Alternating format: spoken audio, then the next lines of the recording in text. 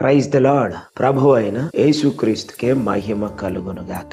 సామెతల గ్రంథం 10వ అధ్యాయం 12వ వచనం 2వ లైన్. ప్రేమ దోషములన్నింటినీ కప్పును. ప్రభువునందు నా ప్రియ సహోదరి సహోదరుడు, ప్రేమ దోషములన్నింటినీ కప్పును. ద్వేషభావము గల వారి వలె కాక ప్రేమించేవారు నిందలను అవమానాలను సహిస్తూ తమ పట్ల విషచూపు చూస్తున్న వారు తప్పిదములను చేస్తున్న వారిని సైతం క్షమించే వారు ప్రేమ గలవారు. అందుకే ప్రభు అయిన యేసుక్రీస్తు వారు అంటాడు, వీరేం చేయుచున్నారో వీరెరుగరు గనుక వీరిని క్షమించము. ఎవరిని అంటున్నాడు? ఆయనను చంపుతున్న వారిని చూసి తండ్రికి మొరపెడుతున్నాడు. ఈ మాట వింటున్న నా ప్రియ సహోదరి సహోదరుడు, దేవుడు ప్రేమ అయి ఉన్నాడు.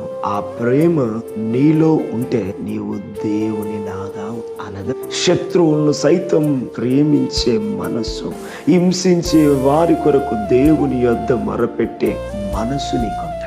ప్రేమను వృద్ధి చేయగోరు వాడు తప్పిదములు దాచిపెడతాడని ఇదే సామెతల గ్రంథం 17వ అధ్యాయంలో మనకు కనబడతాం. ప్రేమ కలిగిన వారి మనస్సు తమ పట్ల పొరపాటు చేస్తున్న వారిని మన్నిస్తుంది, క్షమిస్తుంది. వారి క్రియల ద్వారా మనకు అర్థమవుతుంది వీరు ప్రేమ కలిగిన వారని. మాటి మాటికి వేలు పెట్టి చూపించేవారు కాదు, మంచి మనస్సుతో ఎదుటి వారిని ప్రేమించేవారు.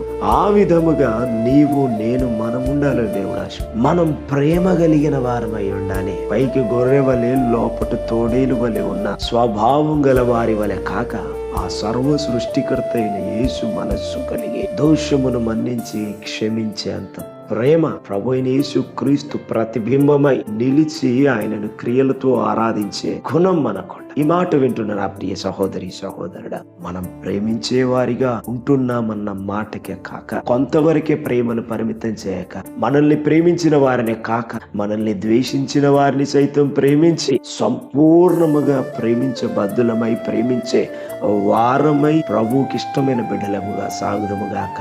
అట్టి కృప దేవుడు మనకు అనుగ్రహించునుగాక. Praise the lord. May god bless you. Amen.